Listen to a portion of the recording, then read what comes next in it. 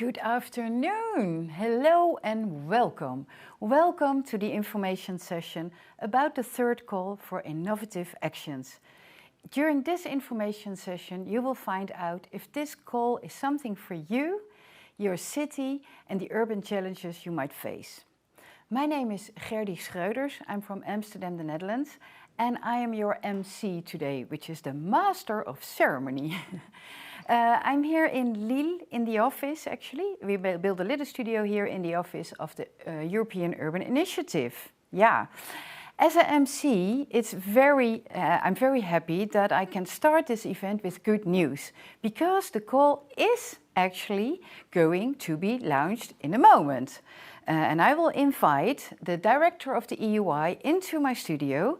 His name is Tim Caulfield, to officially open this call. Hi, Tim. Hello. I have this official red ribbon here. Yeah. So, I hereby declare the third call for innovative actions open. Thank you. Congratulations. Thank you. Okay. Thank you, and see you back later. Yeah. Well, so we can go, and I hope you will find out very soon if this call is something for you. But before we go there, I'd like to know who you are, and therefore you need to go to Slido. You'll find a QR code either below the YouTube link you're watching, or on the PowerPoint.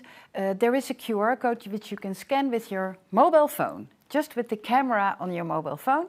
If you go there, you have two possibilities. Either you can ask a question, and you can ask questions throughout the program. These questions, since we are with almost 600 registrations, we expect a lot of questions. So before writing your own unique question, just check if that question might already have been asked by somebody else. Because what you then do is just like the question, give a thumbs up. Our team of moderators will keep a strong eye on the number of likes of the questions, and they will send me a message if there is a question which I should ask to a speaker here in the studio. So that's one thing. Probably we're not able to answer all your questions. Just know that all questions will be reviewed afterwards, and they will be published on the website, so not a single question will get lost. That's about one part of Slido. The other part is that there is polls, and there is one poll open already, which you can have a look at. It has 3 different questions, so if you only see one, just scroll down and you will see all 3 of them. In case you don't want to use Slido on your phone, but on your device, like a laptop or your desktop, you can open a second tab by going to slido.com, S-L-I-D-O.com. It's Slido, and then you need a code which is in your screen. It's EUI call 3. Hashtag is already there. So please fill in our little poll so we can see who is joining us. Yeah. While you're filling in the poll, I can tell you a little bit more about the program for today. We just started, we kicked off, we launched, so the poll is open. And then at 2:30, no, that's not correct, at 3:30 we'll finish. And we'll have a welcome by the Managing Authority. We'll have a presentation about the key things you need to know, you absolutely need to know when you are considering to submit an application. We'll have a testimonial from somebody, or a representative from a city who is already experienced with the initiative, and he will share his lessons learned, his tips, everything. And then we'll end up with a presentation about the next steps, like the timeline, when do you need to submit, very important information, almost at the end of our information session here. And the last words and his personal tips are from the director. You just saw him already, from Tim Coleman. And we will conclude this information session around 3:30. Yeah, so that's it. By joining us today, you showed your interest in the European Urban Initiative and in this third call. If you want to find out very quickly if this is something for you, please join the self-assessment tool. The link is posted by my colleagues in the Q&A already.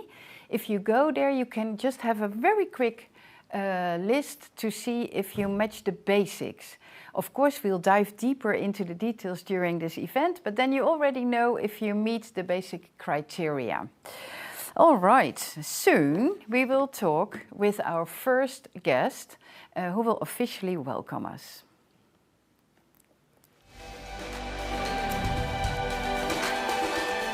In a second, I will call you.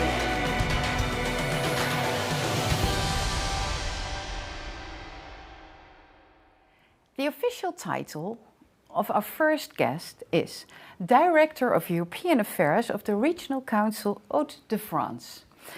And if I explain that role to you, I would say the European Commission asks a managing authority to start a program. The managing authority appoints a team to execute the program. And Anne is the head of this managing authority. So I'd like to invite here to our little studio the head of the managing authority, Anne Wette. Hi, Anne. Hello. Hello, welcome. Nice to see you. Nice to see you, and congratulations. The call is open. Yes, we are really happy about this. Yeah, I can understand. The call is open. What do you expect from this third call? We hope that there are a lot of innovative ideas coming from a lot of different cities all around Europe. Some projects can't or don't find the traditional funding sources and could really be helped, funded by this call. We hope so. Creative ideas, bold ideas, something you want to test, you have not done before. Is it allowed to experiment? Yes. Do I understand that correctly? This is a program and a call where you can experiment things, cool. Which is really something and special. I think so too. 90 million ERDF are there. I looked that up this morning to be absolutely sure, but it is 90 million, isn't it? That's a lot of money. Yes, it's a lot of money, and this money can support your idea, your project. In your city, there are a lot of opportunities here, and I think you can just reach out and take them. And also something important, 2 topics for this third call. The first one is energy transition. A lot of important issues for the cities: transport, housing, air quality, security, affordability of energy. So I think a lot of projects can be covered under this first topic. Exactly. Yeah. And the other thing is technology in the city, the digital transformation of our cities, e-administration, government. All this is in the scope of this topic. So we hope that there will be new cities applying, newcomers. What is new in this respect? In a city that has not applied before, is for the first time in this program. This would be also we are really welcoming these.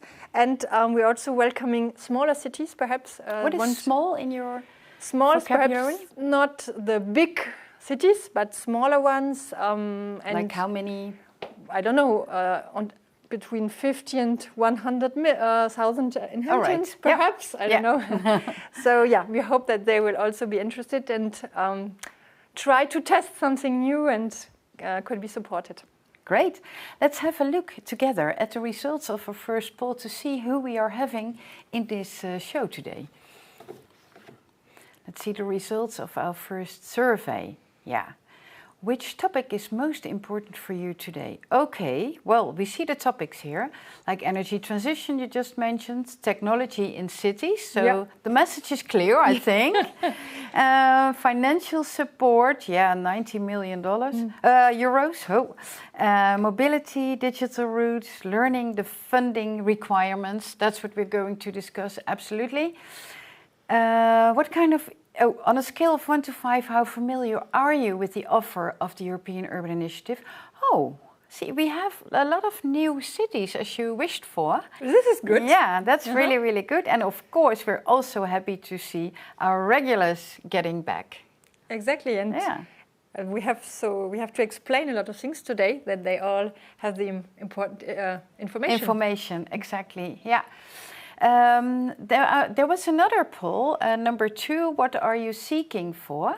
And yeah, that was also interesting. So financial support, of course, but also collaboration with other cities, enhancing urban knowledge.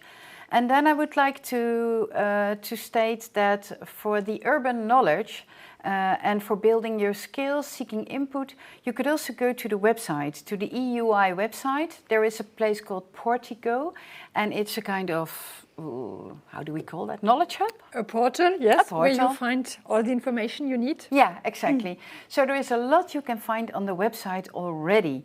But that's good news, Anne. Many new cities here. Yeah, we see that they have the good interest. And yeah, good. Yeah, but, although we saw 150 people participating in Slido, there is almost 600 people registered. So that's really, really cool. If you are looking for the way to get to Slido and to also join the polls, please scan the QR code, which is below the screen you are watching at this moment. Or you go to slido.com and use the hashtag EUICall3. Both ways you get to Slido, where you can also ask questions to Anne, for example. But I've got a question first. What do you hope for European cities with this third call? Perhaps I will mention 2 things. First thing is we support innovation, experimentation. So then we hope that we have these bold, interesting ideas coming to address the challenges we have all in our cities. There is financial support and also time for experimentation. We prepare tomorrow, so we need to have this. The conditions are there to support you. Sorry, what do you prepare tomorrow? Or you are preparing for tomorrow. Ah, all right. The world of tomorrow. Okay, cool. And I think then we can also help to have a general culture of innovation in Europe. And perhaps the second point is that all our cities, we know that we have to transform. We all speak about sustainable urban development, but it means also that we have the climate emergency. We have a lot of transition going on, and I think so the call can help the cities to push their project forward, to get funding, to move towards a climate-friendly, inclusive city. That was really great, because you have the resources, you have also the report. There's an excellent team there to help you, to inform you, to give you information. I think this is really helpful. But we have to prepare to have better prepared cities for tomorrow and all the challenges we have in front of us. Yeah, really. So the money is spent very well. Yes. Yeah, so there's no need to wait anymore to submit your application. No, just go. That's good. Yeah. What are your tips for city representatives joining now? I think my first thing is try. Don't, they are so nice and interesting ideas. Why not you? You should take the advantage of all the opportunities. This is a flexible program. There's a lot of advance payments. There's the funding, the support, 80% of your project. 80, yeah? 80, yes, exactly. Support from the experts, from the team. So I think all is there. And what is also important is the last big call. Then there could be a smaller one in the future, but you have really now the opportunity with the 2 topics to... It's now or never. Yes, and to have visibility also in Europe with perhaps your project and be part of the urban family and to have this, get all the support you need. Right. And can you tell me, are you looking for revolution or in your innovations? But I would call it an evolution. Evolution. Yeah, innovation, but also evolution. Yeah, okay, nice. Let's see if there is questions for you. There might be. Yeah.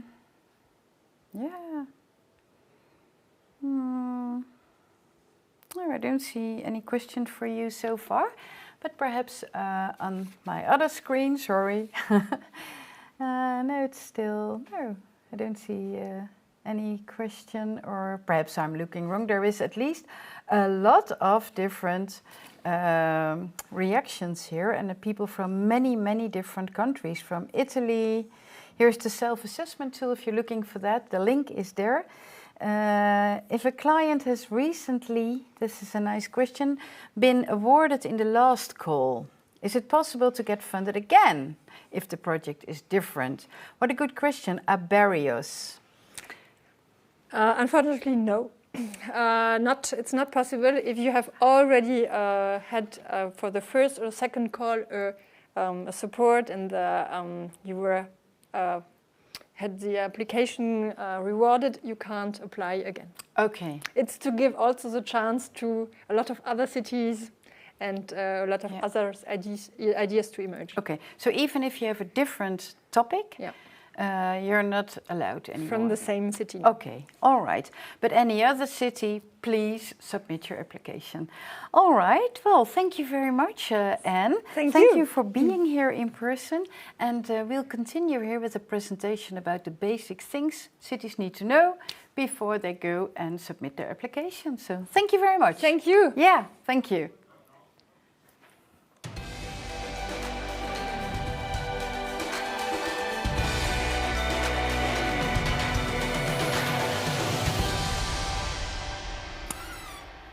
Our next guest will tell us everything you need to know, all the basic key elements you need to have before you can submit your application. I'm looking at my little paper because she is head of the project unit and is responsible for the Innovation Actions pillar. She is originally from Poland, and I've practiced her name several times, but I was never successful in pronouncing it in the right way. Her name is Agnieszka Siwusiek. May I welcome you to the studio? Hello, Herdy. I hope I'm equally successful with pronouncing your name. Yeah, you do. Thank you. Thanks a lot. Thanks a lot. Congratulations as well. It was your team who was putting a lot of efforts to make the call launched today. Yes, thank you very much. We are really excited, and it's a very important day for us. Yeah, great. What is your role as the head of the project unit? The project unit, yes.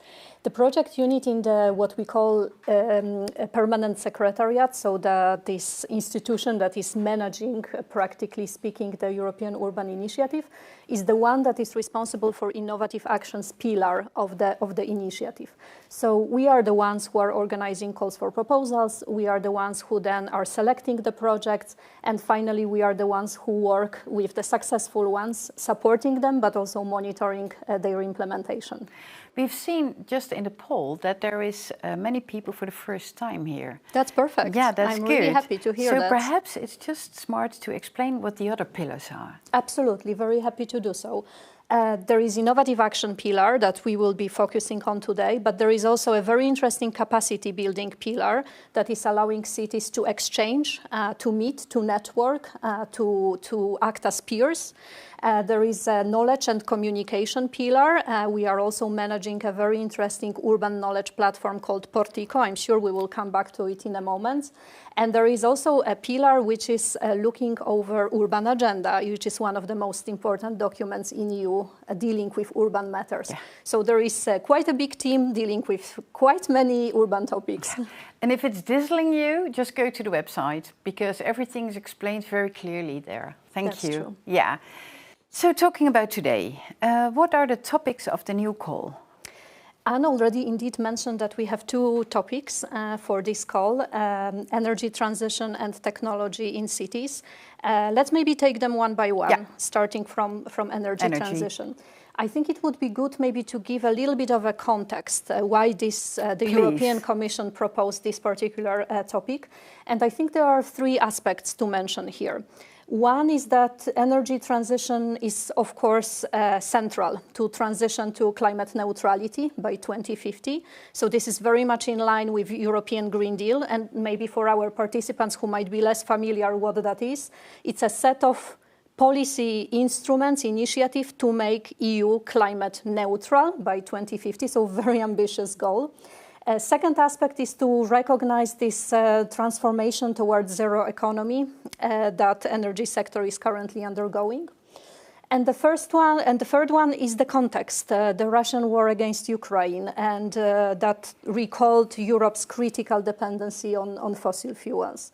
So if we take all of this together, the ambition at the EU level would be to reduce our dependency on fossil fuels also through energy savings, to diversify our supplies, and to substitute fossil fuels with renewable alternatives. So very interesting topic, very relevant, very important, and all the projects that can contribute to these ambitions are exactly. That was what I wanted to ask you. How does this translate to the urban agenda? I don't know. I didn't get any signal from the audio guys here. Perhaps they are very brilliant, but I'm just going to remove your hair a little bit. Oh, absolutely. Happy to do that. Yeah. So all the cities that have innovative solutions, innovative ideas, how they can contribute to these ambitions that I just mentioned, are invited to submit their proposals. And I can give some examples what the proposals can be dedicated to. And it's just an idea because the list can go on and on and on. So you might, or a city might think about or reflect about how to minimize the energy demand, for example, through retrofitting public buildings or housing sector. To what? Retrofitting. So, all right. Or by decarbonizing public transport, also very, very important aspect. But also a city might maybe explore or reflect on diversifying local energy sources, or creating energy communities. This can be done by new models or maybe new support schemes. We would also be happy to welcome proposals which are about boosting jobs and skills for the energy transition. Oh, right. Oh, yeah. It's really broad. It's a really broad, exactly. And I think it's important to mention as well that we would very much like to invite all our participants today to explore our topics on the webpage, because then there will be way more. And we will also probably tell everyone about our next meeting when we will dive into the details. Yes, right? Exactly. Yeah, because I think the main question is, as Anne said, we are looking for evolution. So when is something innovative and when it's not?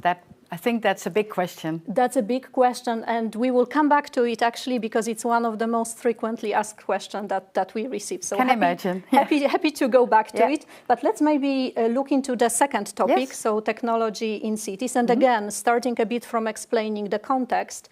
The idea is that, the digital technologies serving sustainable growth are one of the European Commission priorities. So that's also why the European Commission proposed this particular topic for us for Call 3. But also I think it comes without saying that emerging technologies can be really important ally for the cities in transitioning towards sustainable urban development. And in this context, this particular topic is really very broad because there is no limit to the potential of new technologies, right? So really cities are also invited to explore different policy areas and reflect where technology can serve achieving their ambitions. It can be about ensuring better, more accessible, more inclusive public services.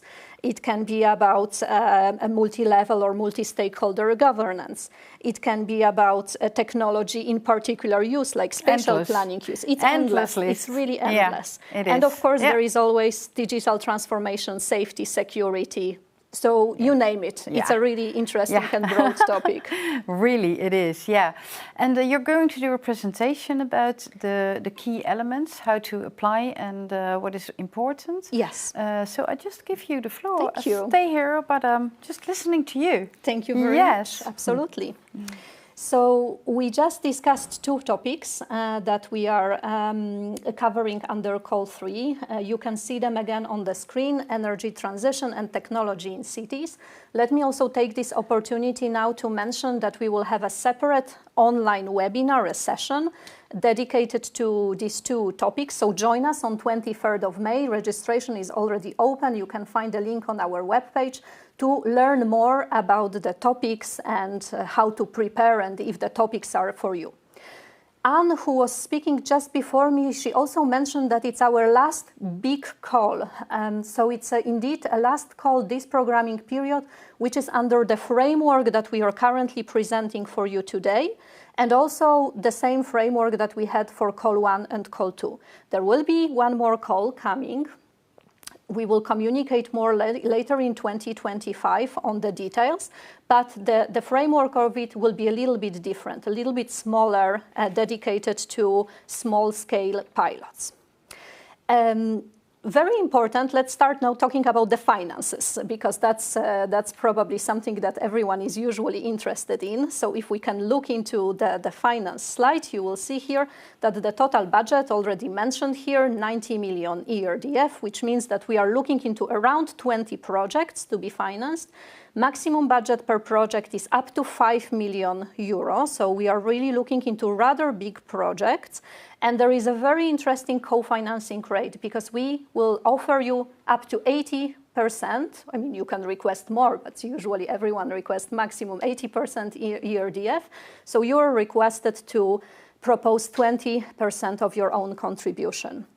And our financial scheme is very beneficiary friendly. We offer you advance payments, and we offered a lot of simplified cost option. So for city that is willing to experiment, I think it's a very, very interesting conditions.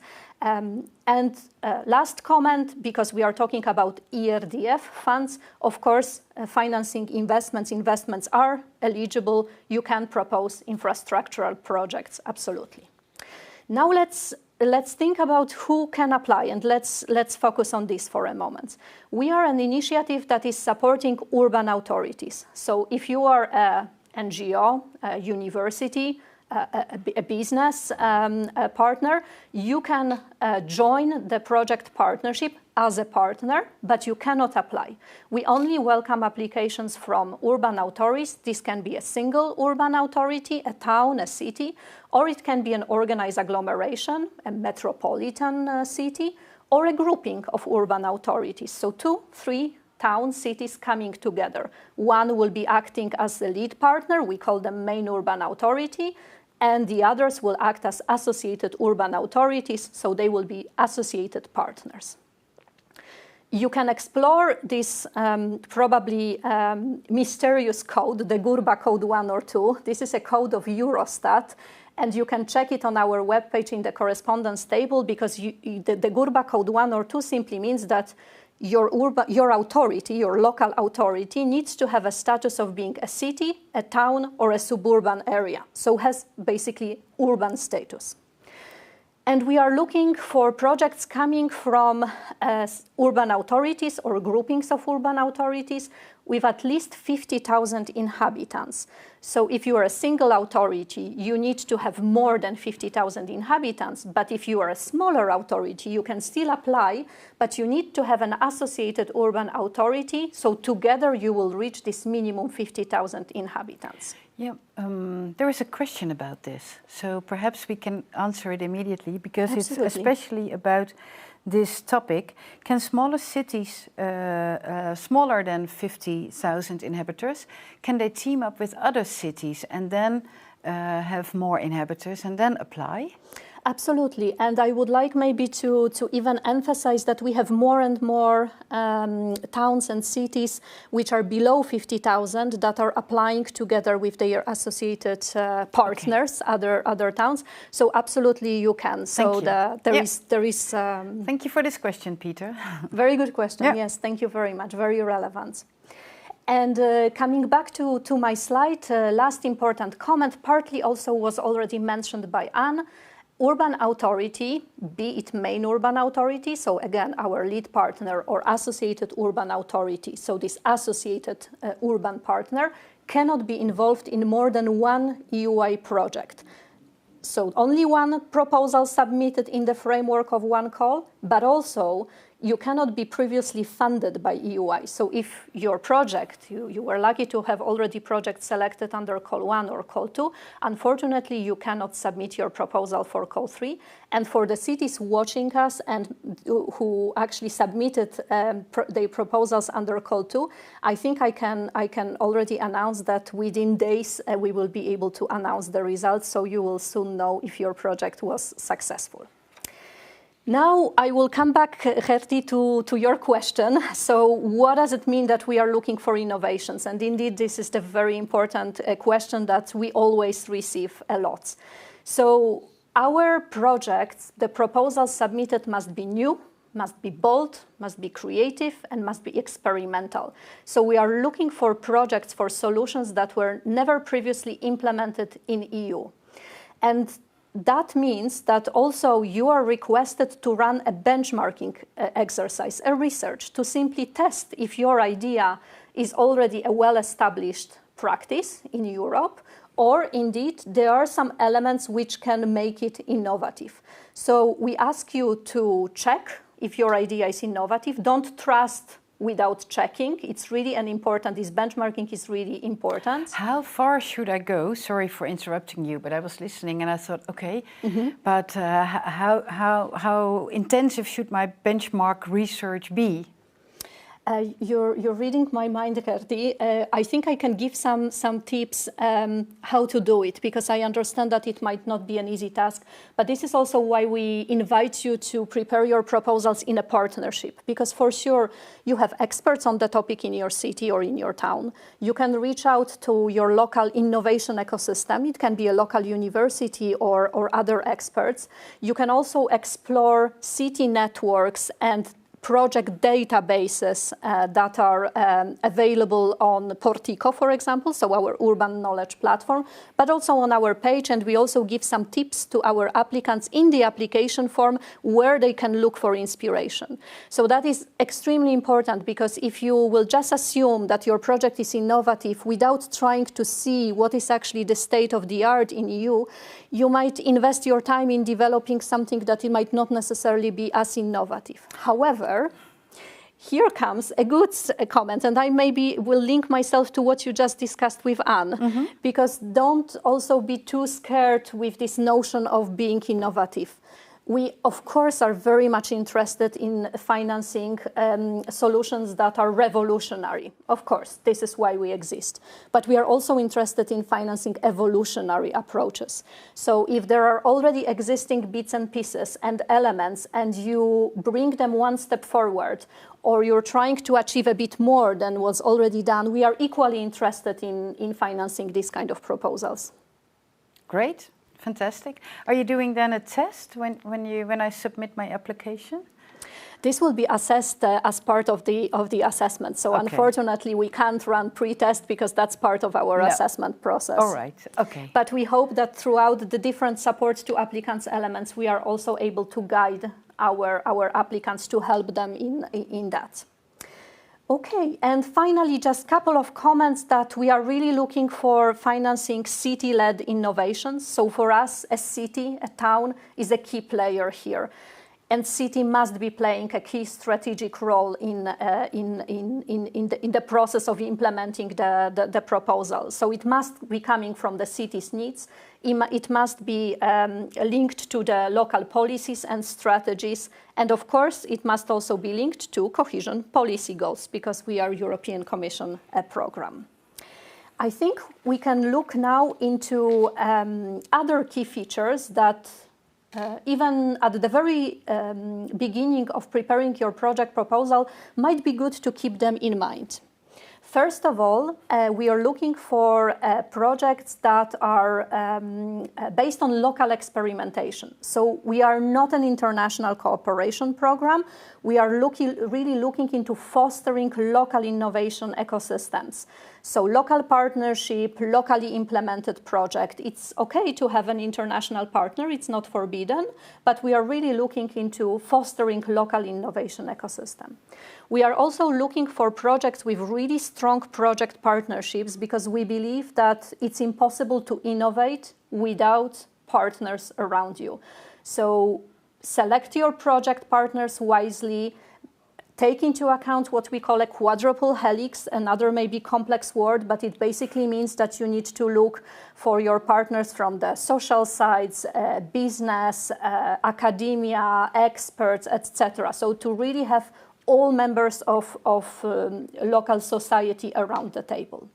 We are also looking for projects that will be tested in real urban settings. So we are not looking into theoretical concepts. We are looking into pilots that will be implemented. We are looking for projects that will be scalable and transferable. What does it mean? Scalable, it means that city proposing the project is committed. Of course, if the solution will be successful, there is a right to fail here. It's part of experimentation. But if solution will be successful, the city is committed to scale it up. Let me give you an example.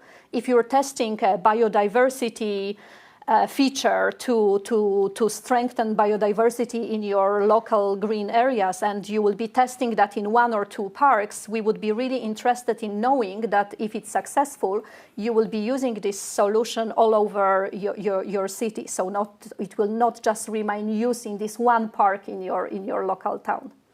And we are also looking into projects which are transferable, meaning that they can serve as an inspiration for other urban areas in EU.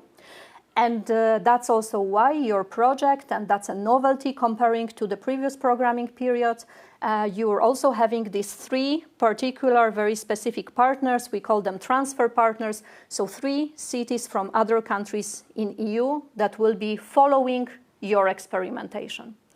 And finally, we are looking for projects that will be self-sufficient after the end of the EUI funding, which I think it's very much self-explanatory. Of course, we are looking to finance solutions that will be durable in a long-term run. Okay, I think that's in very short. We will have plenty of other opportunities to explore all these aspects, but in a nutshell, I think these were the most important comments. Very important, and you clarified a lot. And I have some more detailed questions. One from Mervi Hamalainen, not sure if I pronounce it correctly, I think from Finland. Mm-hmm. Does the instrument fund technical platforms and environments?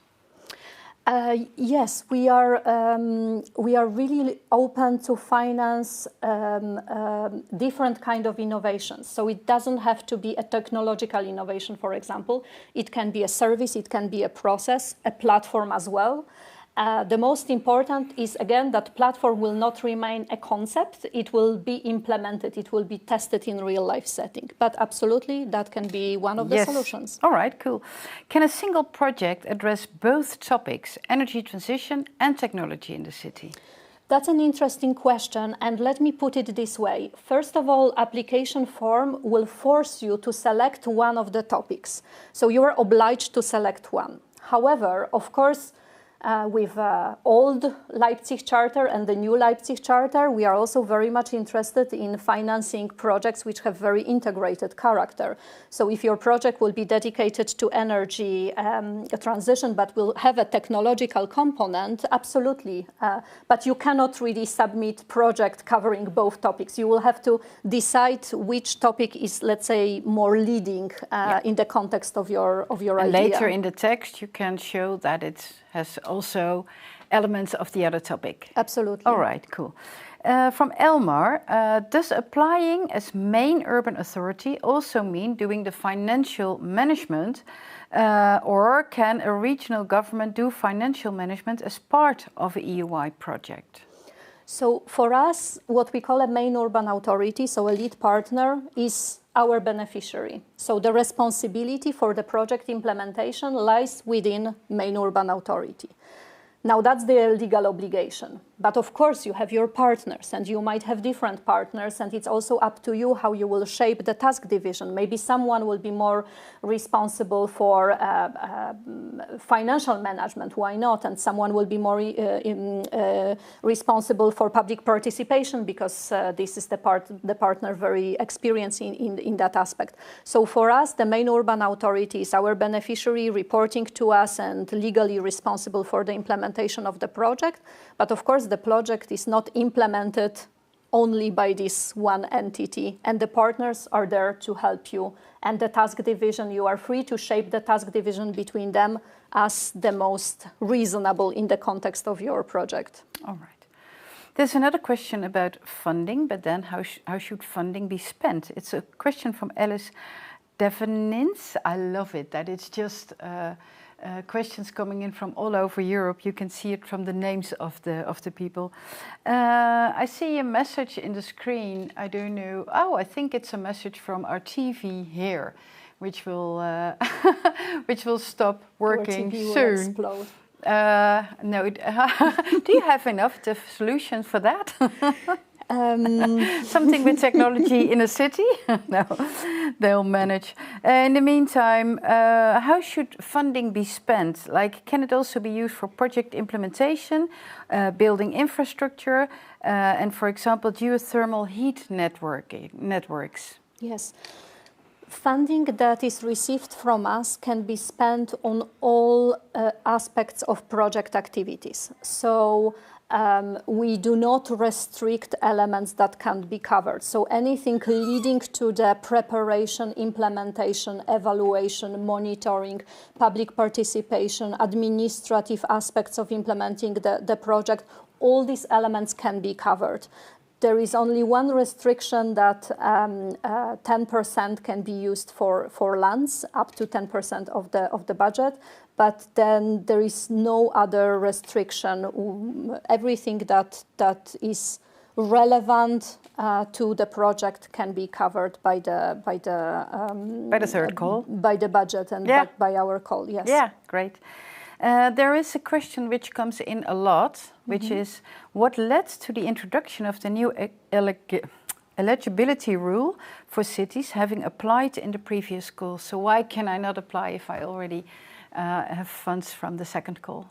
Yes, and I understand this question because, of course, it's a new rule, but this rule was exactly implemented to allow as many cities as possible to benefit from our initiative.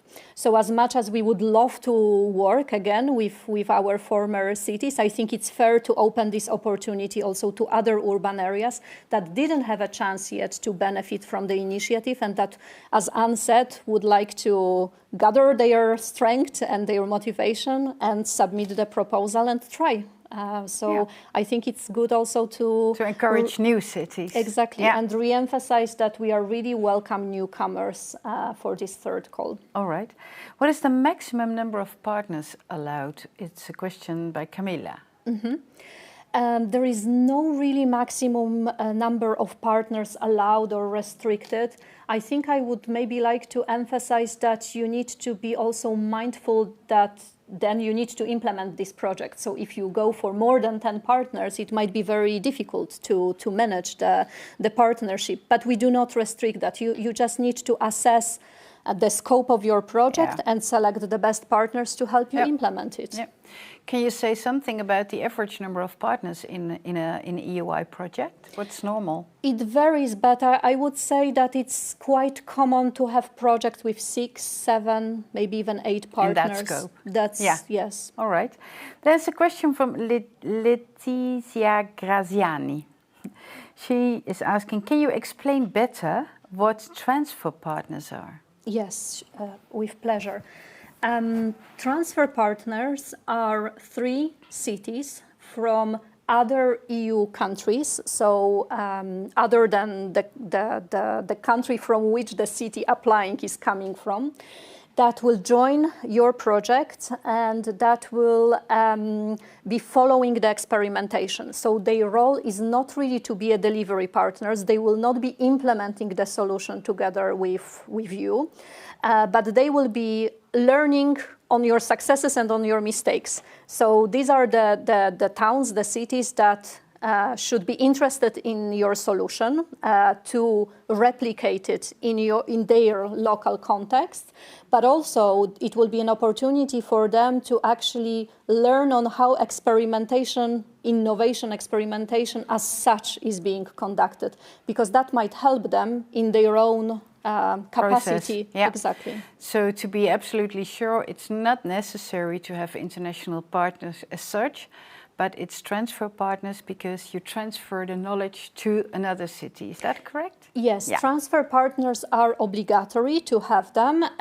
What maybe it's worth stressing is that you don't necessarily need to have them 100% confirmed at the application stage.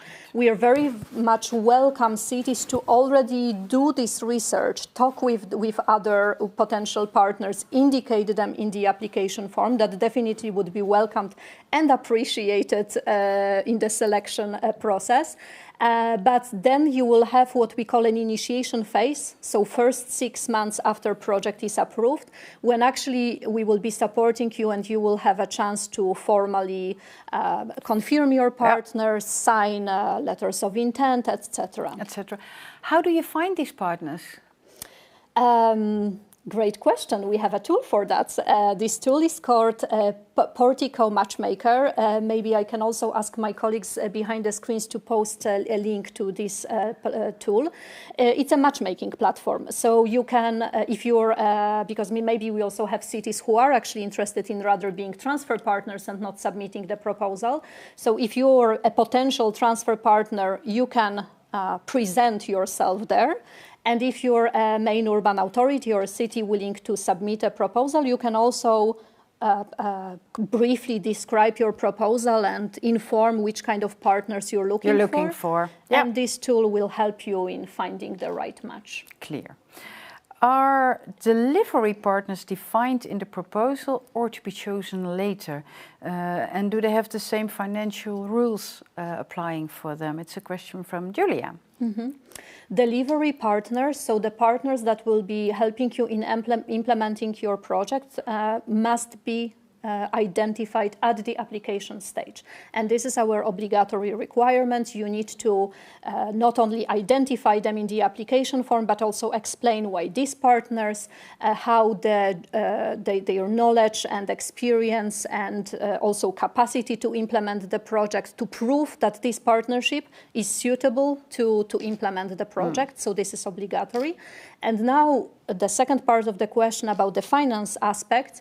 It's a bit up to you how you will manage the budget in your partnership. So in principle, same rules apply for each partner. So 80% co-financing from us and 20% own contribution.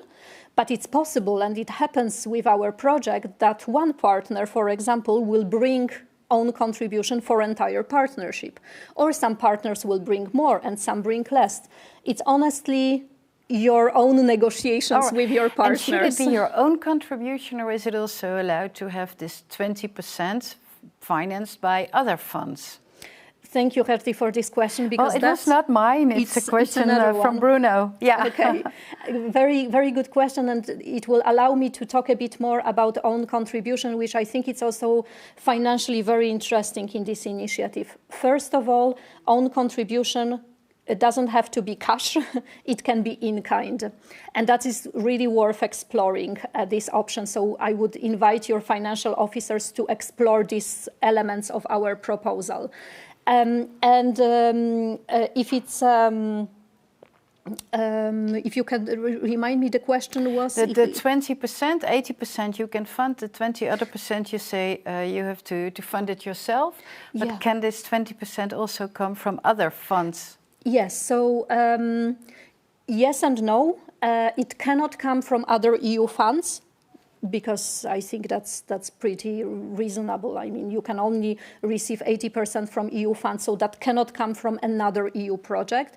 But it can come from your own resources or someone even outside of partnership that will just supply you with the funds. Or a company, or... Absolutely. Yeah. Some of our projects are, for example, parts of bigger initiatives. So the co-financing is coming from there. We got a question for that as well, from Evite. Do you need to have your permits in place before starting an EUI project? And this is referring to a large, innovative infrastructure project. So that's where the link is, yeah. You don't need to have your permits already at the application stage. You can obtain them later. So that's a good part of the news. But of course, I need to emphasize that you need to be reasonable about your time frame, because the projects have 3.5 years for implementation. So although we do not require any permits at the very start, you don't need to attach them, you don't need to show them to us, but you also need to be reasonable about your time frame to make sure that you will actually have enough time, not only to first obtain the permits, but also to implement your potentially big infrastructure works, because that will be part of what we will be assessing. So it's not a problem if you don't have the permits, but we will be carefully looking into your timeline if everything is feasible to be implemented. Understood. And your colleague Kathleen will talk about that later when she's talking about deadlines for the applications, but also further than the application once it is approved. Great. All right. Wow, thank you for all your questions. That was really, really nice. And know that if we didn't answer a question here right now, it will be answered either in the chat directly or later on the website. So keep an eye on the EUI website, please. Well, do you have an example of an innovative project in a city that might help to build our image about a successful project? Yes, I prepared one, and I'm happy to present it. As some of participants who might be watching us know, we do not necessarily repeat the same topics. However, we did have in the past similar topic under our predecessor initiative, Urban Innovative Actions. And we had a topic dedicated to digital transition, so it's not far from technologies and cities. And I think I can share maybe with you just one example of a project. Please. A project implemented by a city, Gava, in Spain. It's not a big city, it's around 50,000, so that also might serve maybe as an encouragement for smaller cities. And they wanted to bring their administration closer to citizens, so to especially the vulnerable ones who often are struggling with administrative requirements and all the regulations and rules and how to get support, especially if they require social care, are not that easy. So they deployed a solution which was artificial intelligence driven and virtual assistance for social aid and benefits, which is a tool very much users, let's say, centric. So really tailored in a way to help vulnerable groups in obtaining a support they need. But also the part of this solution was around management of data for the policymakers, so they can take better informed decision. And as well, part of this tool was to support the management of cases, so to make the process more effective. And this is just one of the examples, and I think it's, again, let us invite everyone to visit Portico. Is this project at Portico? Can we find it? Exactly. Okay, you can find it there together with many others, just to have an idea what we financed in the past and what kind of solutions we are looking for. Okay. Wow. You must be empty by now. It was really good questions. Thank you very much. Yeah. Is there anything else else you want to share with us? There is so much more I would like to share with you. So maybe I can just invite you to stay with us for Kathleen's, that you mentioned, presentation, because she will tell more how you can get support, what kind of other meetings we designed for you, and we will be able to keep exploring the topics you asked today. Thank you. Thank you very much, Agnieszka. Thank you, Gerdy. Wow, great. Thanks a lot. And soon we're going to hear the story of one of the project partners who has been doing a project, and very successfully, in a previous granted initiative. He will be with us through Zoom, and he is, and now I have to watch again, he is manager of public services for the municipality of Riba-Roja de Túria. I hope I pronounced that correctly. Welcome to Vicente Adobe Golf. Hello, good morning. Hello, hi. Hi, good to see you. Gerdy told, I'm Vicente Adobes from Riba-Roja, and I'm going to tell you about my experiences in managing a project from the European Urban Initiative. This is my first introduction. I want to tell you where is Ribarroja. It's here, next to Valencia in Spain. And we're in a very sunny place with a very pretty natural park in our city. This is the natural park of Rio Turia, which is here a bigger zoom in, and it's very close to Valencia. It's really nice to live here, but we have a big problem. It is the risk of fire. As you may see here, we have buildings all surrounding the park, and we have hundreds of people going from the city, biking here and enjoying the barbecue and so on. So this is our problem. This is the way we started developing the project, identifying a challenge, how to solve it. We had one good point, which is common to all cities, and it is that we are using water constantly, and we are throwing it into the water system to dirty water. And here, like in all cities, we have a water treatment plant. This water treatment plant produces water constantly, and we have a very high risk of fire, and the water could help us. This way, we started our idea, and we came up with some outline proposed solution. And it is it possible to use the water from the water treatment plant through some transport networks to supply water tanks and create a defense system? This was our challenge, and this is how we started the idea. We looked for partners who could help us in all different stages of our project. Of course, I have to tell you, we don't have fire every day. And because we don't have fire every day, but we produce dirty water every day, we used it to restore a protected wetland area, which is in the park. This is the picture of the solution that we came up. This is a picture of the final of the project. And I would love you to remember this picture here.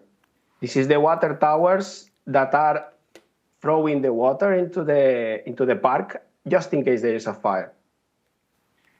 What the European Commission is looking for with this project? They're supposed to be innovative, participative, measurable, transferable, and of good quality. I'm sure you have been in a lot of projects like me, and most of them had all these parts, but the part of initiative is not so common. Why? Because the classical project management methodology obligates us to have the execution project. The execution project is the document that tells us what we are going to do and how we are going to do it. No room for innovation. The innovation is closed because we used it to produce the project, to produce the documents. It is kind of a Lego project. You know, you have the instructions and you have to follow it. And the success depends on your skills to follow correctly the instructions and pretty much the quality of these instructions. No room for innovation. There is no uncertainty. Everything is already written in this book. In our project, there will be a business case. There will be an idea. This is the main thing we have to understand in an innovative project. We have to identify the business case, and we have to define a management methodology. You can imagine our project will be something like this, to develop a puzzle. You start opening the box, and you don't start putting pieces together. You define an execution strategy. You start thinking of how you are going to do it. This is the main thing I think we have to find out before we start. We don't start putting things together. We make a project initiation document. We make a strategy advance to start it. The project that you may become granted by the EUI, it will ask you to produce a grant form, a project management plan, communication management plan, risk management plan. All these documents that in our case were kind of, they were thought not to be so important. They are the main key to go through the project properly. That is my big advice. How good the documents in this part of the project are, the better the project will be developed. This is a small schema of our solution for the managing of the project. And as you may see, everybody is allocated in a place. All the partners have properly defined where they should work, and everything is already defined from the beginning. We need to define these indicators of the evolution of the project. The authority will tell you the cost of the project, the time, quality, scope, benefits, risks, but you need to adapt those tolerances to the moment of the project where you are working, and you have to adapt them to the partners. Every partner has to know what he's supposed to be doing, how he's supposed to be doing, and at what moment the information should go from one partner to the other. This way, you may anticipate the problems, and like in the puzzle, you have to adapt the team to the part of the project. If you solve the puzzle at home, you give some pieces to the kids, some pieces are for you, and this way you try to manage the puzzle to be done. Some advices they told me to share with us. The first one, the grant is the step one. So if you get the grant to the project, you need to allocate real human resources to the project. You cannot outsource everything. An external company can help you, but it will be always a technical support. You need people in the main urban authority to be working in the project and to be involved on it. And there must be people from your authority that have to be in the project. The lawyers, treasury, the economical part. You need to justify all the steps you have done in the project, and you cannot forget your partners. And you cannot forget to have your human work together. Always focus in the project. Don't forget what was your business case. We have 3.5 years to develop the project. We might forget at one moment where we're going. We need to focus in the project and to remember constantly where we are going. Ensure risk and control contingency formulas. What may happen, what could happen, and if it happens, what are we going to do in order to solve it? The funding of the spending schedule, these were the main problem of our project. We are working with partners, and the partners are our chain, and we will be married with them 3.5 years. If there is a weak partner, it is weak the whole team. And the funding, it is a very important part to taking care. So adapt the funding into the schedule and always anticipate to the moment where everybody is going to stay with no money. And in order to finish, I have to tell you, in my opinion, the strongest tool in a workshop is the oil. In this case, it's the same. In a team, there always must be used the soft skills. It's important to anticipate what's going to happen and how it is going to happen. Okay, so thank you for the moment you gave me. And if there is a question, I will be happy to help. Hi, Vincent. Thank you very much for this really clear explanation of your project. I'm just curious to hear if your solution with the water and the fire, if you had a chance to test it. And I hope not, of course, but on the other hand, it would be nice to see if it is successful. I have to tell you, I've done a lot of speeches about the Guardian, and I always was making fun of the thing that we never tested the system. Unfortunately, we tested it last week, and actually we tested it this weekend again. And let me show you a short video. Remember the picture I told you to watch out in the beginning, in the presentation? Yes. Yeah, this is the picture in a video from last week. Aha. You can see the fire in the park. Oh, that's really close to the buildings. Oh, really. And there you tested the system. Yeah, I couldn't take the video from the same point of view. It was burning, but you can imagine how it is. Yeah, I can imagine. And I could also imagine how happy you are that the system is working and that it's preventing a lot of houses nowadays. Especially when we get the neighbors were very happy. Yeah, I can imagine. There is a question for you from Kate Wettress. I hope I pronounced her name correctly. Can a company providing smart solutions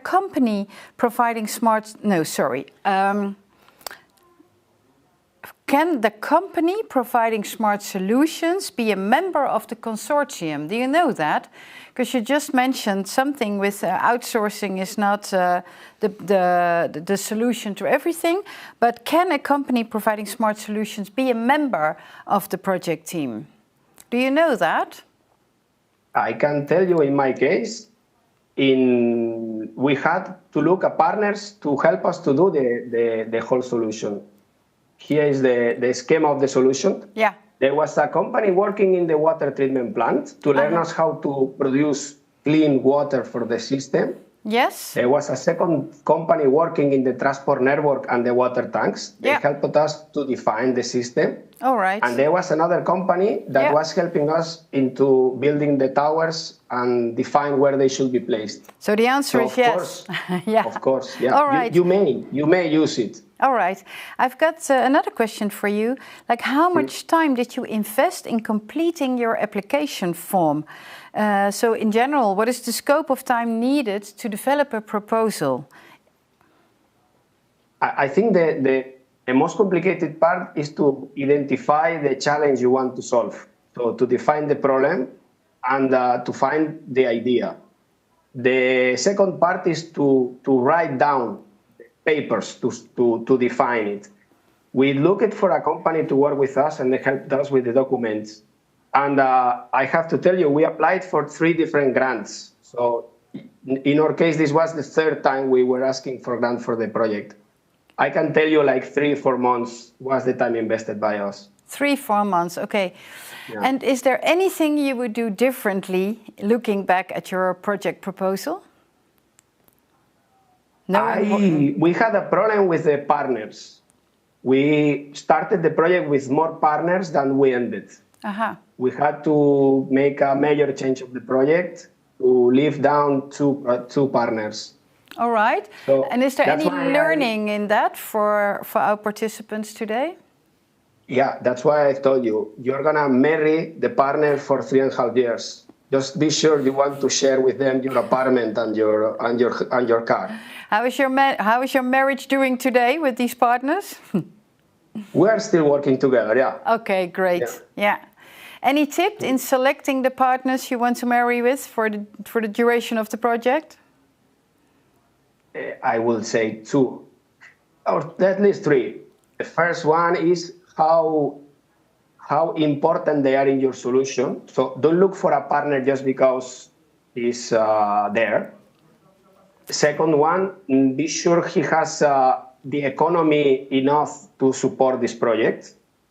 And the third one is make sure the people allocated to the project is the properly one. Yeah, makes sense. All right.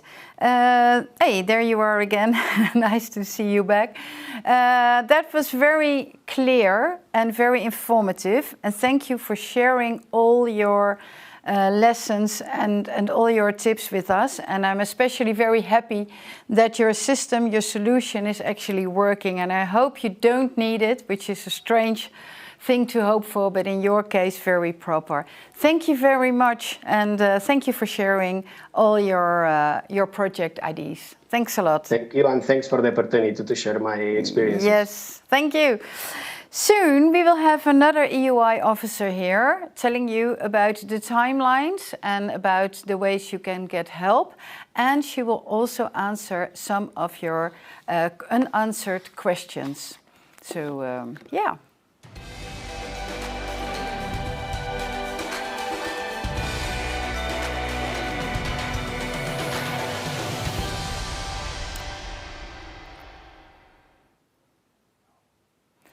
With our next speaker, we're going to explore the next steps. So perhaps you are considering to submit your application now. And I'm going to talk with an EUI project officer to find out what the next steps are. She is from France, but her dad is Scottish. She is a project officer here in the EUI, and her name is Kathleen McCarran. Hi, Kathleen. Hi, welcome. Hi. Thank you. It's so good you're here because there's so many questions, and I think we can answer 2 of them, and I'm reading them here from my screen. Did I get it right that if you applied in call 1 or 2, you cannot apply now? Or is this only the case if your project ID was approved in call 1 or 2? Good question, Esther. Hi. Yes, so this new rule really is for cities that were approved under Call 1 or Call 2 of EUI, so the current programming period. It does not apply for projects that were submitted under Urban Innovative Action, so the previous programming period. So that was very important to clarify. But I think Esther means a little bit different. What if you applied, but it was not approved? Yeah, this of course you can still apply for Call 3. All right, cool.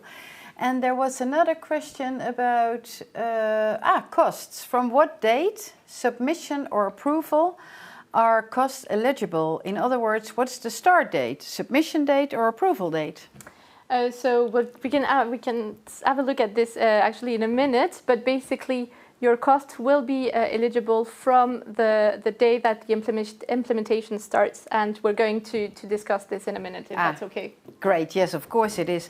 And if you have any other burning questions, please send them in the Q&A in Slido or give thumbs up, even better, so we are able to ask them to Kathleen.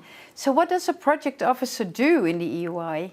So I'm part of a team of 8 colleagues, and we are basically here to help cities apply to the call.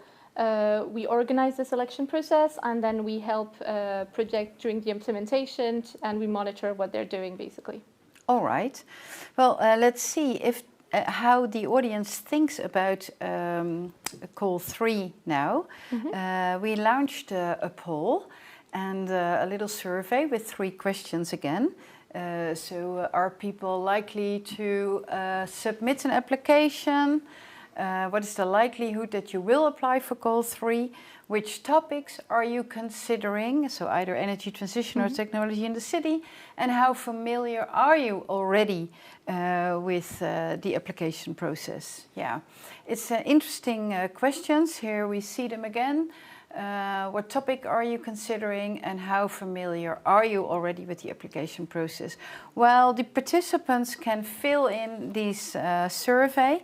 I'm just going to ask you, what do you like about working for the EUI? I quite like that it combines urban planning, because I'm an urbanist, but also... What is an urbanist? Never heard that before. Someone who works with cities to think about spatial planning, but also housing, mobility, all these issues in cities and towns. All right, an urbanist. Okay, cool. Learned something new today.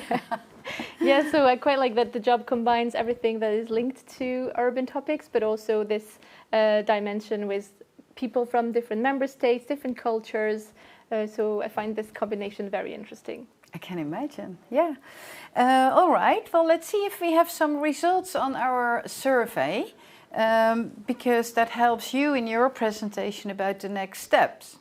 So somewhat likely is mentioned, well, it's not, the difference is very, very small. Very likely, unsure, somewhat likely. So most people in this online event are, in a way, interested in submitting an application. So that's good news, yeah. And let's see then which topics they are considering, if that's, okay. Energy transition, and as Agnieszka explained, you can only apply for one topic, but after your application is done, we like that it is integrated. So it's not that it cannot be combined, but you should choose. Is that correct? You should choose, but I mean, it is possible that you have some elements that are more linked to technology in the city in a project that was submitted under energy transition, for example. Is the money equally divided between the 2 topics? So there is no division of the funding per topic, so it will depend on what the proposals are. All right, okay. And the last question, the result of how familiar are you already with the application process? On a scale from 1 to 5. Okay, well, yeah. Oh, they can need a little bit more of your explanation. Well, that's great. That's good. So I'll give you the floor. You can have your presentation about the next steps, the timeline, and the ways to get help. Yes, yeah. Perfect. All right. So maybe we can start by the timeline. So as we indicated during this event, we launched the call today, so on the 6th of May. and we intend to close the call on the 14th of October 2024. Please note that it's going to be closed at 2 p.m., so it's quite important to keep the time in mind. We wouldn't want you to miss it. And then it means that we're basically expecting to have the results around March next year, with the start of the initiation phase on the 1st of April 2025. So the initiation stage being the first 6 months where you will work on getting your contract signed, finding your transfer partners, and then after the 6 months you can formally start your activities with also the eligibility period starting. I would suggest, sorry to step in, but I would suggest people to make a picture of the timeline. Yes. So you always have it near you. So if you can go back to the timeline slide, please, then we can make a picture of that. The 6th of May, we opened the call today, and the call closes 2 p.m. sharp. On the 14th of October. Central European summertime. Be aware of that. All right. So, but now basically it means that we have 5 months for a project to start developing their proposals, and we also have 5 months to support you the best we can. So we have started developing a big offer of support activities. Maybe it's worth mentioning that we hope to have more online support, and this is also why we're here today, to have this formal launch of the call. And we're organizing also a second event that was already mentioned by Agnieszka on the 23rd of May, where we will focus more on the 2 topics, and we'll be joined by the European Commission so they can help us understand what they mean by energy transition and technology in the city. So make sure to register for that event. In terms of other online events, we are going to organize a series of question and answers. So we have scheduled them always on a Thursday, so it's easy to remember, from 10 to 11, and you have the exact dates that are mentioned on the slides. Of course, all the information, all the dates, you will be able to find them on the website, and we're going to open the registrations in the coming days. So here, during these online Q&As, basically you'll be able to come up with your own questions and get them answered online. In terms of online support, we also have on the website lots of resources that you can have a look to. The first one is our online guidance. I think there is a similar document for all EU funding program, which is basically the cornerstone, the basis of the program, which gives you all the information you need to know on selection criteria, eligibility of rules, etc. So if you go look for funding on the website, then you have the online guidance. We've also recycled some materials. So some of you might have attended online videos that we did last summer. The content is still relevant, like content on selection criteria, eligibility of funds is still interesting. So we've cut it and it's available on the website, and you can have a look at this to kind of refresh a bit your memory. So we also encourage you to have a look at these. Even if they're from Call 2, the content hasn't changed. So it is worth having a look. And then we're also organizing more traditional in-person events. So we'll have applicant seminars. I think some of you might have attended previous applicant seminars. So we're having 2 over the summer in June. The first one is going to be on the 13th of June in Bucharest in Romania, and the second one on the 27th of June in Prague in Czech Republic. So sorry, is that local applicant seminars, or is the idea to go there? So anyone can attend. So we usually expect that it's more people that are close from these cities who are going to come, but it's in English, and everyone is welcome to join these applicant seminars. All right. Do you have also the possibility to have an individual conversation with one of your project officers? Yes, you can have individual conversations. We will organize one-to-one consultations. So basically you will be able to register and to book 30 minutes with a project officer and get all your questions answered.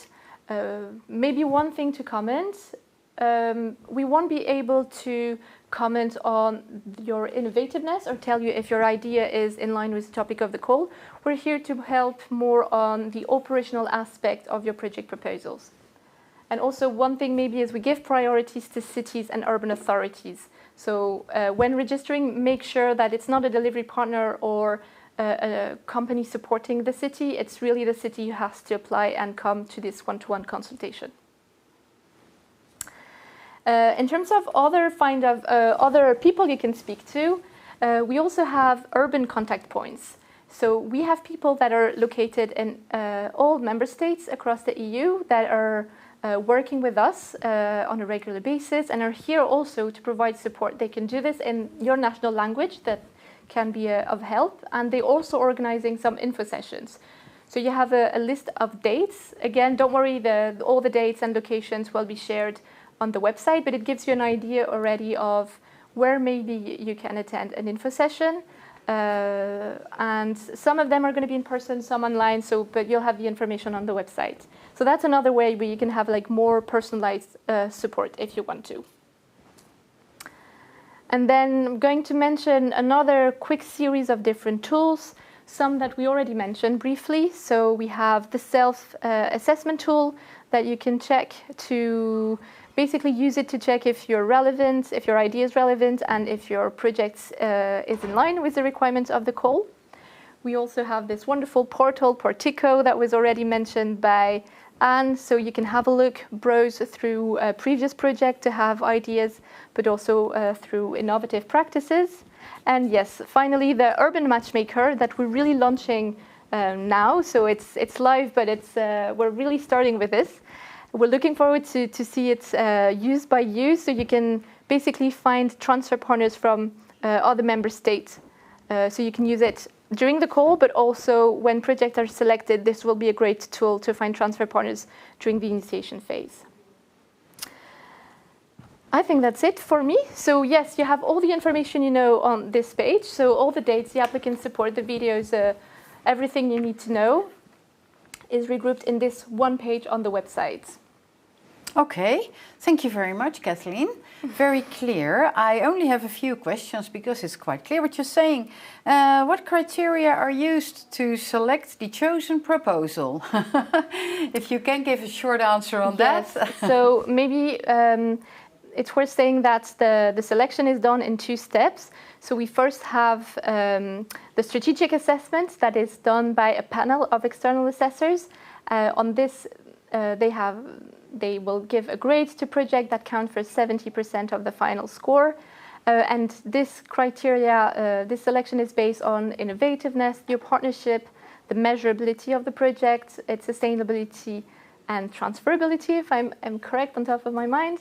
And then the second step of the selection process is done internally at the Secretariat, and it's on the operational aspect of your project. So is your project coherent? Are the work plan, the work packages correctly defined? Is it realistic? Is it feasible? All these kind of elements. I hope this was a clear answer on the question asked. And if that's what it is, then I'm going to say thank you to you. And we can tell the audience that all is being recorded, all the presentations, all the video, and the questions which are not answered yet will be answered as well. And you'll find everything the coming days on our website. So even if your question is not answered yet, you will answer it later on, isn't it? Perfect. Yeah, of course. All we'll right. make sure that everything's answered. Thank you very much. Thank you. Bye. Bye. Soon we will get to the end of our program here. But not before I'm going to talk with the one I opened the call with. So soon he will be here after our little video.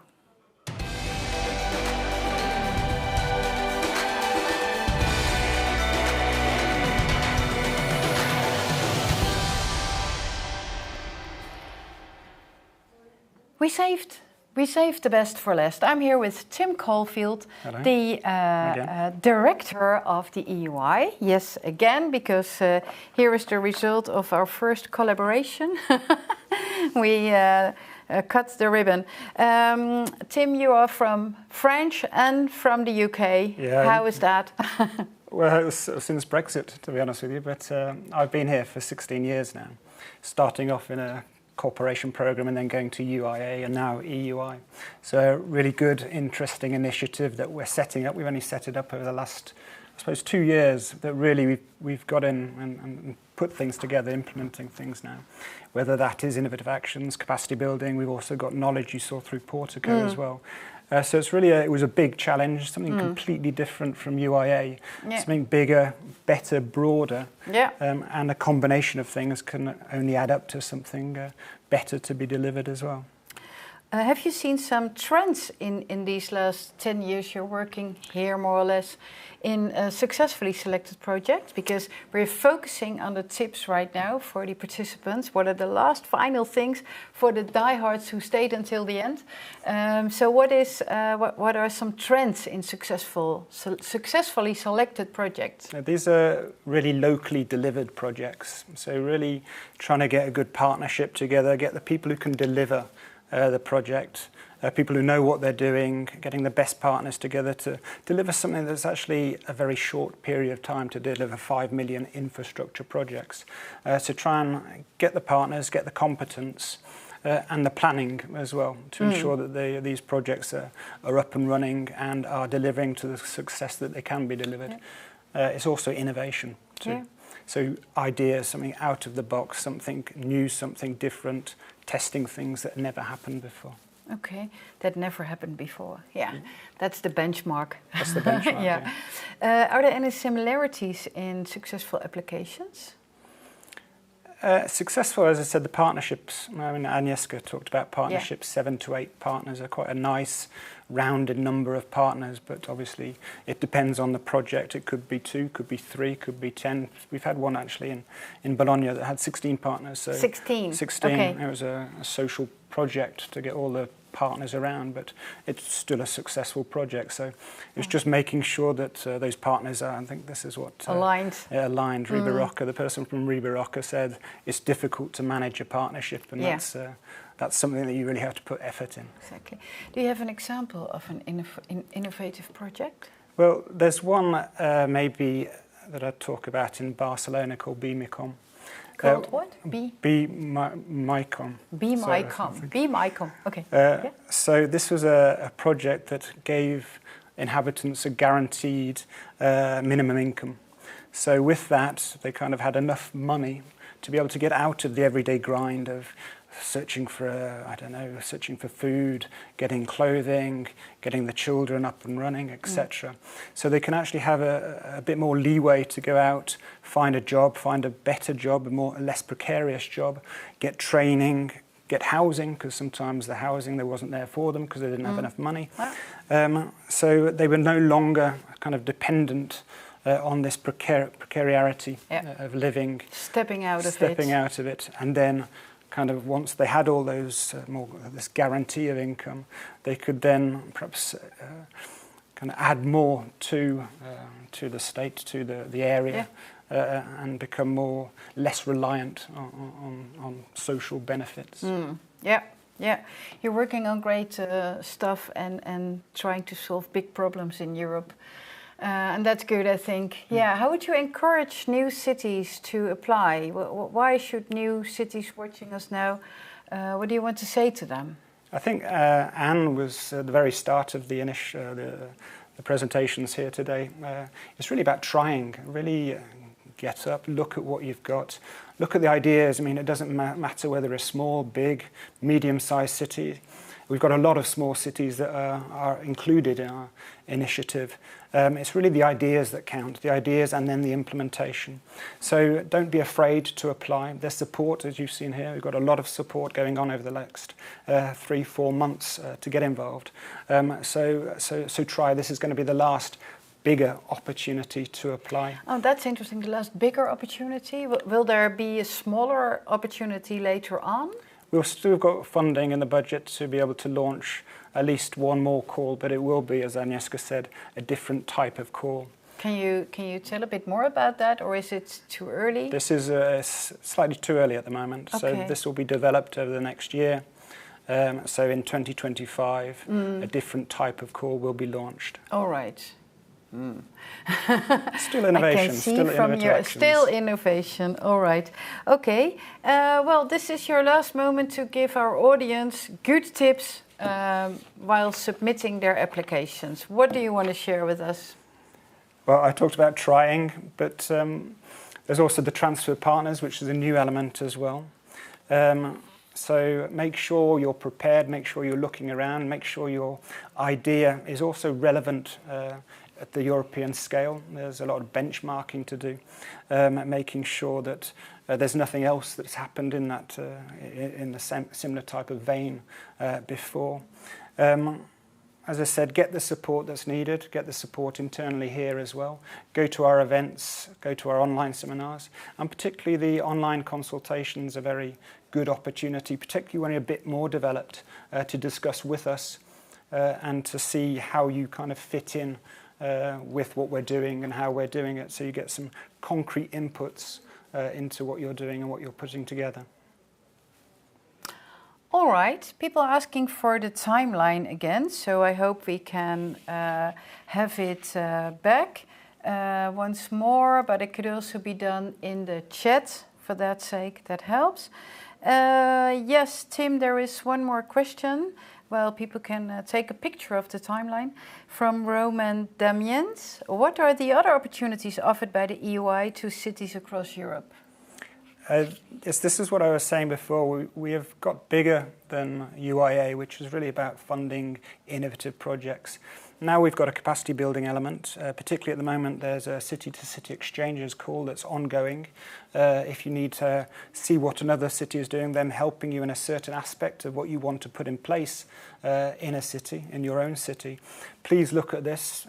It's an ongoing call, it's a simple procedure, a flexible procedure as well, so get involved in that. We've also got what will be delivered next year is the Cities Forum. An ongoing call is happening on that at the moment. What is that? It's the Cities Forum is this big event for cities across the European Union that we'll be funding and we'll be putting in place with the European Commission and the region next year. We're going to the last question. When will the results of the second call be announced? They'll be in the next few weeks. So let's just and wait which a couple is more the next days. few weeks? Oh, a couple days. Well, a couple of weeks. Couple of weeks, okay. All right, well, thank you very much. Good luck with the call and all the applications which will certainly come in. Thank you very much. Thank you. Thank you. Bye-bye. Well, this was the end of the information session about the third call for innovative actions. Thank you so much for joining. The recordings, the PowerPoints, all the questions, also the ones which are not answered, you will find them on our website in the next coming days. Please be so kind to evaluate this online session with the poll which is now being launched, because we really want to see how we are doing, because we're doing this for you for almost 600 people who registered. We really hope to see you applications coming in, because it's only together that we can speed up sustainable urban management in Europe. Thank you very much for joining, and we hope to see you the 23rd of May. Thank you very much.